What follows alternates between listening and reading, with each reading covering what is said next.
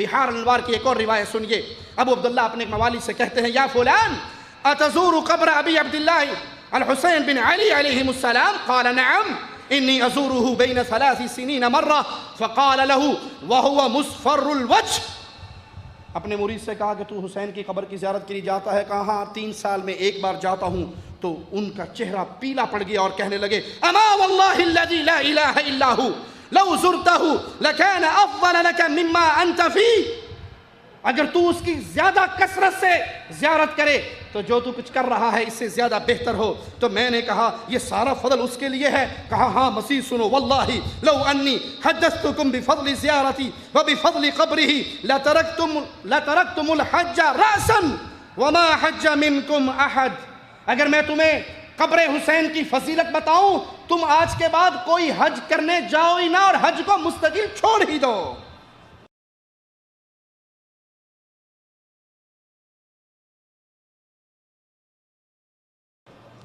اللہ نے کربلا کو حرم بنایا. مکہ تو حرم بنانے سے پہلے ملا باقر مجلسی مزید لکھتا ہے ان ابی عبداللہ علیہ السلام من زار قبر ابی عبداللہ علیہ السلام یوم عاشور عارفا بحقہ کان کمن زار اللہ فی عرشہ. انا للہ و انا الیہ راجعون. جو عاشورے کے دن حسین کی قبر کی زیارت کرے اس کے حق کو جانتے ہوئے وہ حسین کی زیارت نہیں کر رہا, گویا اللہ کی عرش کے اوپر زیارت کر رہا ہے.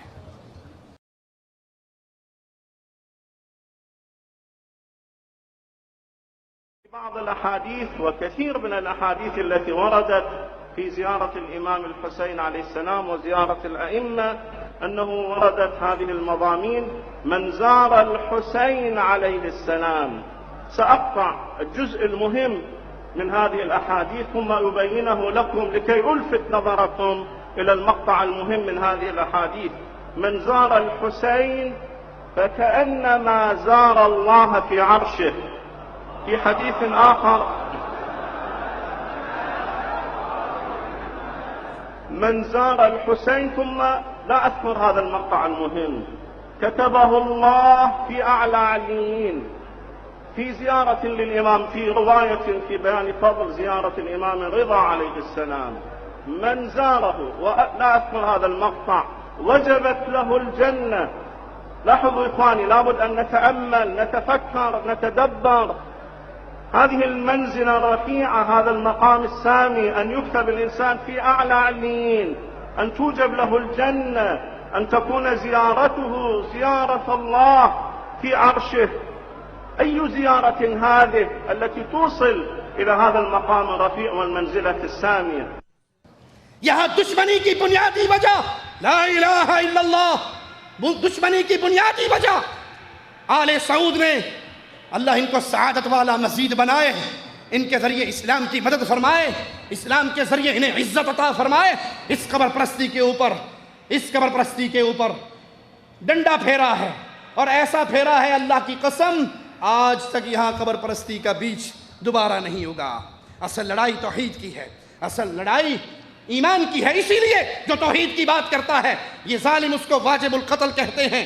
یہ کہتے ہیں جی یہ صرف ایک اللہ کی بات کرتا ہے, یہ وہابی ہے, گستاخ ہے, واجب القتل ہے.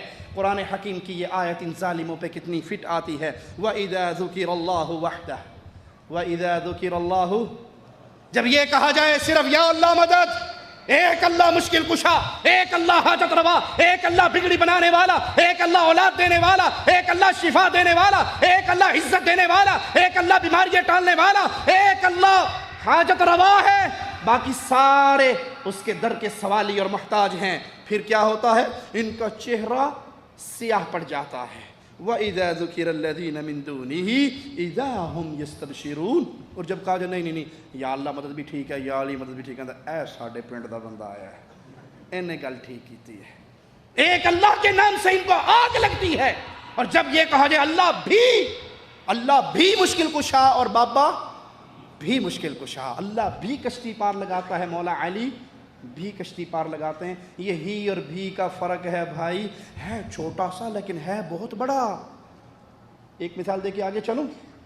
ہی اور بھی کا چھوٹا سا فرق, کسی کی بیگم اس سے کہے آپ ہی میرے خاوند, 500 ریال دین دا دل کرے گا نا, میری بہنیں گھر جا کے اپنے ہر خامن سے یہی کہیں آپ ہی میرے خامن. انشاءاللہ 500 نہیں کنجوس ہوئے گا 100 تو دے ہی دے گا. اور جن کے دل میں ابھی تک قبر پرستی پنپ رہی ہے وہ جا کے اپنے خامن سے کہیں آپ بھی میرے خامن. کسونے پھرن گے یا نہیں؟ پنجابی کسونے مارے گا، پٹھان ہویا تو فیر مارے گا. انہیں کسونا کلہ نہیں مارنا، انہیں گولی بھی مارنی. آپ بھی میرے خامن. بس تمہارے اور ہم میں اتنا ہی فرق ہے. ہم کہتے ہیں اللہ ہی مشکل کشا، تم کہتے ہو اللہ بھی مشکل کشا. ہم کہتے ہیں اللہ ہی حاجت روا، تم کہتے ہو اللہ بھی حاجت روا. ہم کہتے ہیں اللہ ہی غیب جاننے والا، تم کہتے ہو اللہ بھی غیب جاننے والا. بھی والا مشرک ہے، ہی والا موحد ہے.